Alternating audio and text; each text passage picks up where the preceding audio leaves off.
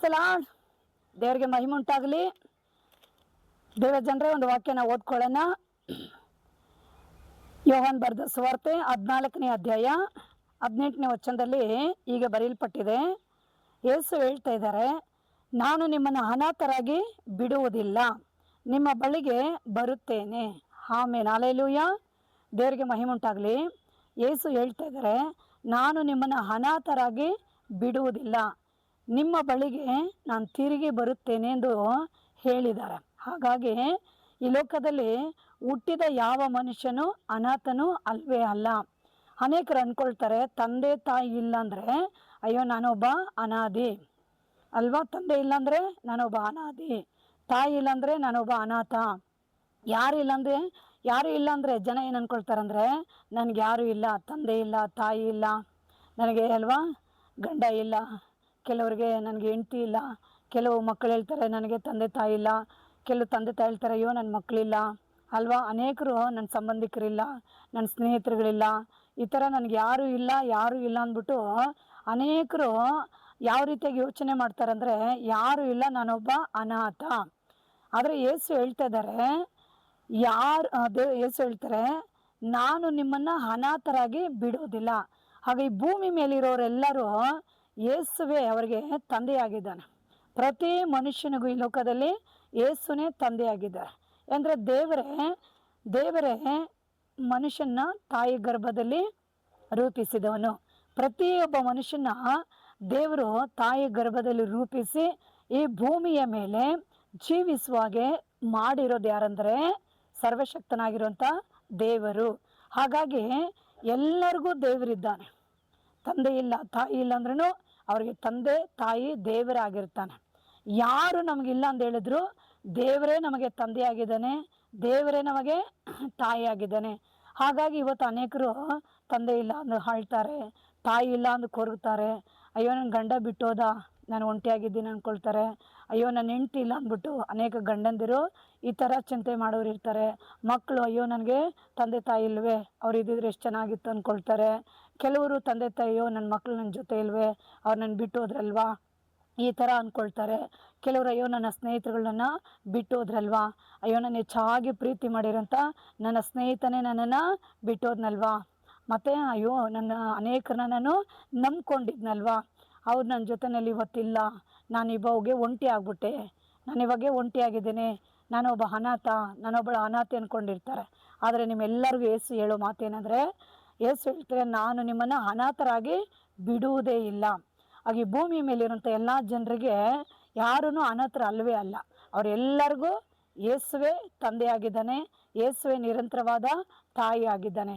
ಹಾಗಾಗಿ ಯೇಸು ನಿಮ್ಮನ್ನು ಪ್ರೀತಿಸುತ್ತಾನೆ.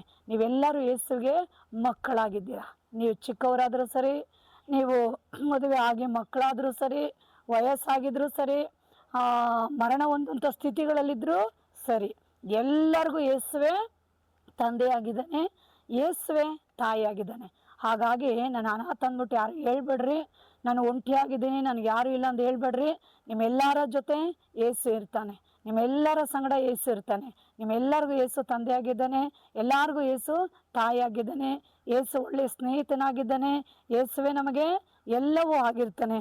ಹಾಗಾಗಿ ಜನರೇ, ಯೇಸು ನಿಮ್ಮನ್ನು ಈ ರೀತಿಯಾಗಿ ಆತನು ಪ್ರೀತಿಸುವಂಥ ಒಂದು ಒಳ್ಳೆಯ ದೇವರು, ಒಳ್ಳೆಯ ಒಂದು ತಂದೆಯಾಗಿದ್ದಾನೆ. ಈ ಲೋಕದಲ್ಲಿ ಅವ್ರನ್ನ ನೀವು ಪ್ರೀತಿ ಮಾಡಿದ್ರೆ ಅವರು ನಿಮ್ಮನ್ನು ಅಧಿಕವಾಗಿ ಪ್ರೀತಿಸುವಂಥ ದೇವರಾಗಿರ್ತೀರ. ಅನೇಕರು ಅಳ್ತೀರಾ, ಚಿಂತೆ ಮಾಡ್ತೀರಾ, ಕೊರಗ್ತೀರಾ. ಆ ಒಂಟಿತನ ನಿಮಗೆ ತುಂಬಾ ದುಃಖ ಕೊಡುವಂಥ ಸಂದರ್ಭಗಳಲ್ಲಿ ನೀವು ಕೊರಗ್ತಾ ಇರ್ತೀರ, ಅಳ್ತಾ ಇರ್ತೀರ.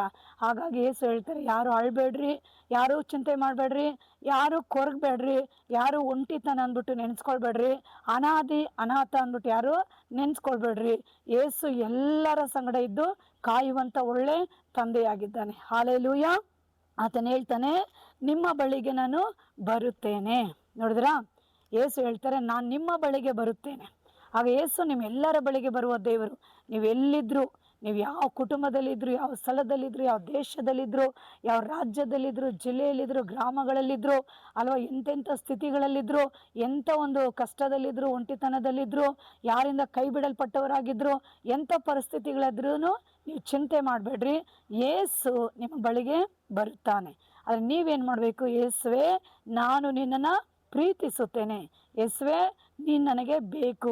ಯೇಸುವೆ, ನೀವು ನನ್ನ ಬಳಿಗೆ ಬನ್ನಿರಿ ಅಂದ್ಬಿಟ್ಟು ನಿಮ್ಮ ಹೃದಯದಿಂದ ಯೇಸುವನ್ನ ನೀವು ಕರೆದ್ರೆ ಸಾಕು, ಅವ್ರು ಎಲ್ಲರ ಬಳಿಗೆ ಓಡೋಡಿ ಬರುವಂಥ ಒಳ್ಳೆಯ ದೇವನಾಗಿರ್ತಾನೆ. ಹಾಗಾಗಿ ಜನರೇ, ಯೇಸುವನ್ನ ಪ್ರೀತಿಸ್ರಿ. ನಿಮ್ಮ ಕಣ್ಣೀರೆಲ್ಲ ಯೇಸು ಒರೆಸಿ ಬಿಡುತ್ತಾನೆ. ನಿಮ್ಮ ದುಃಖಗಳನ್ನ ಯೇಸು ಸಂತೋಷವಾಗಿ ಮಾರ್ಪಡಿಸ್ತಾನೆ. ನಿಮ್ಮ ಚಿಂತೆಗಳೆಲ್ಲ ಯೇಸು ನೀಗಿಸಿ ಬಿಡ್ತಾನೆ. ನಿಮ್ಮ ಎಂಥ ಪರಿಸ್ಥಿತಿಗಳಲ್ಲಿದ್ದರೂ, ಎಂಥ ಒಂದು ತೊಂದರೆಗಳಲ್ಲಿದ್ದರೂ ಯೇಸು ಎಲ್ಲವನ್ನ ಬದಲಾಯಿಸಿ ನಿಮ್ಮನ್ನು ಸಂತೋಷವಾಗಿ ಕುಣಿದಾಡುವಾಗೆ ಮಾಡುವಂಥ ಒಳ್ಳೆ ದೇವರು ಯೇಸು ಆಗಿದ್ದಾನೆ. ಹೀಗಾಗಿ ಎಲ್ಲರೂ ಯೇಸು ಸ್ವಾಮಿನ ಪ್ರೀತಿಸ್ರಿ, ಪ್ರಾರ್ಥನೆ ಮಾಡಿರಿ, ಯೇಸುವನ್ನ ಕರೆದು ನೋಡ್ರಿ. ಅವ್ರು ಖಂಡಿತವಾಗಿ ನಿಮ್ಮ ಪಾದಕ್ಕೆ, ಅವ್ರು ನಿಮ್ಮ ಬಳಿಗೆ ಓಡೋಡಿ ಬರುವಂಥ ಒಂದು ಒಳ್ಳೆ ತಂದೆಯಾಗಿದ್ದಾನೆ.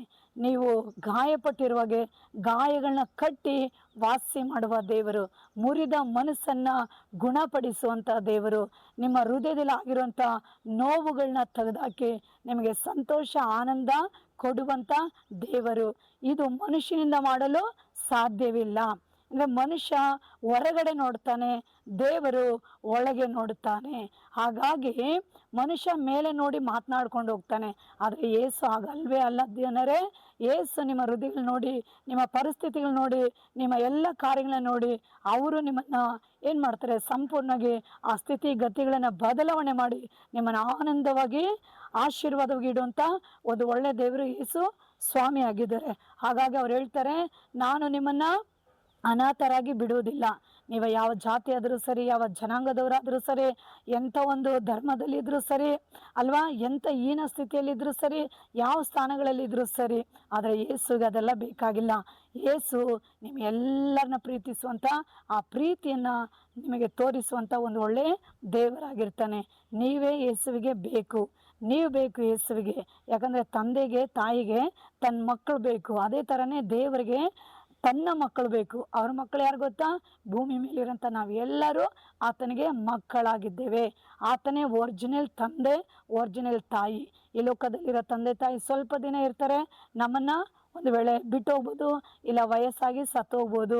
ನಮ್ಮ ಜೊತೆಯಲ್ಲಿ ಸ್ವಲ್ಪ ಕಾಲ ಇರ್ತಾರೆ ಅಷ್ಟೇ, ಯಾರು ನಮ್ಮ ಜೊತೆ ನಿರಂತರವಾಗಿರಲ್ಲ. ನಾವುಗಳು ಸ್ವಲ್ಪ ಕಾಲ ಇರ್ತೀವಿ, ನಮ್ಮ ಮಕ್ಕಳನ್ನ ನಾವು ಬಿಟ್ಟು ನಾವು ಹೊರಟೋಗ್ತೀವಿ. ಹಾಗಾಗಿ ಯಾರು ನಿರಂತರವಾಗಿ ಈ ಭೂಮಿಯಲ್ಲಿ ಯಾರ ಜೊತೆ ಇರೋಕ್ಕೆ ಸಾಧ್ಯವಿಲ್ಲ. ಯೇಸು ಮಾತ್ರನೇ ಶಾಶ್ವತವಾಗಿ ಎಲ್ಲರ ಸಂಗಡ ಇರ್ತಾನೆ. ಮನುಷ್ಯ ಲೋಕದಲ್ಲಿ ಜೀವಿಸುವಂಥವರೆಗೂ ಯೇಸು ಅವ್ರ ಜೊತೆಲಿ ಇರ್ತಾನೆ. ಅವರು ಸತ್ತ ನಂತರ ಅವರು ಯೇಸು ಒಟ್ಟಿಗೆ ಸದಾ ಕಾಲಗಳು ಜೀವಿಸಲು ಅವರು ಆ ನಿತ್ಯ ರಾಜ್ಯದಲ್ಲಿ ಇರುವರಾಗಿರ್ತಾರೆ. ನೋಡ್ರಿ, ಎಷ್ಟು ದೊಡ್ಡ ಆಶೀರ್ವಾದ ಯೇಸುವಿನ ಬಳಿಯಲ್ಲಿ ನಮ್ಮೆಲ್ಲರಿಗೂ ಸಿಗುತ್ತೆ.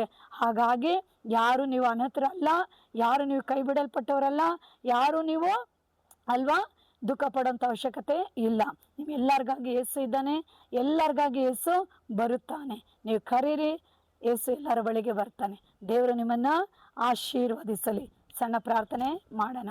ಯೇಸುವೇ, ಯಾರೆಲ್ಲ ನನ್ನ ಅನಾಥರನ್ನು ತಿಳ್ಕೊಂಡಿರ್ತಾರೋ ಸ್ವಾಮಿ, ಅವರೆಲ್ಲರನ್ನ ನೀನು ಮುಟ್ಟಿ ಬಲಪಡಿಸಿ, ಧೈರ್ಯಪಡಿಸಿ, ಯಾರೆಲ್ಲ ಅಳ್ತಾರೋ ಅವ್ರ ಕಣ್ಣೀರನ್ನ ಒರೆಸಿ ಅವ್ರನ್ನ ಆಶೀರ್ವದಿಸ್ರಿ. ಯಾರೆಲ್ಲ ದುಃಖ ಪಡ್ತಾರೋ ಅವರ ದುಃಖಗಳನ್ನ ಸಂತೋಷವಾಗಿ ಮಾರ್ಪಡಿಸ್ರಿ. ಯಾರೆಲ್ಲ ಹೀನ ಸ್ಥಿತಿಗಳಲ್ಲಿ, ಕಷ್ಟಗಳಲ್ಲಿ, ಸಾಲಗಳಲ್ಲಿ, ಬಡತನದಲ್ಲಿ ಇರ್ತಾರೋ ಅಪ್ಪ, ಕೊರಗ್ತಾರೆ, ಅಳ್ತಾರೆ, ನನಗೆ ಯಾರು ಇಲ್ಲವೇ ಎಂದು ಯಥೆ ಪಡುವರಾಗಿರ್ತಾರಪ್ಪ, ಅವ್ರು ಎಲ್ಲರನ್ನ ನೀನು ಮುಟ್ಟಿ ಬಿಡುಗಡೆ ಮಾಡಿ ಆಶೀರ್ವದಿಸು. ಅಪ್ಪ, ನೀನು ಎಲ್ಲರಿಗೂ ತಂದೆಯಾಗಿದೆಯಪ್ಪ, ಎಲ್ಲರಿಗೂ ನೀನು ತಾಯಿಯಾಗಿದೆ ಸ್ವಾಮಿ. ಎಲ್ಲರ ಮನ ನೇತ್ರಗಳನ್ನು ಬೆಳಗಿಸಿ ನಿನ್ನನ್ನು ಅರಿತುಕೊಳ್ಳೋಕ್ಕೆ ಸಹಾಯ ಮಾಡು ಸ್ವಾಮಿ. ಆಶೀರ್ವದಿಸು. ಪ್ರಾರ್ಥನೆ ಕೆಳಗೆ ಮಾಡಿದ್ಗ ಸ್ತೋತ್ರ. ಯೇಸು ನಾಮದಲ್ಲಿ ತಂದೆ, ಆಮೇನ್. ಈ ವಾಕ್ಯ ಕೇಳಿದಂಥ ಎಲ್ಲ ಜನರೇ ಸಂತೋಷವಾಗಿರ್ರಿ. ಯೇಸು ನಿಮ್ಮ ಜೊತೆ ಇರ್ತಾನೆ. ಲೈಕ್ ಮಾಡಿ, ಶೇರ್ ಮಾಡಿ. ದೇವರು ನಿಮ್ಮನ್ನು ಆಶೀರ್ವದಿಸಲಿ. ಆಮೇನ್.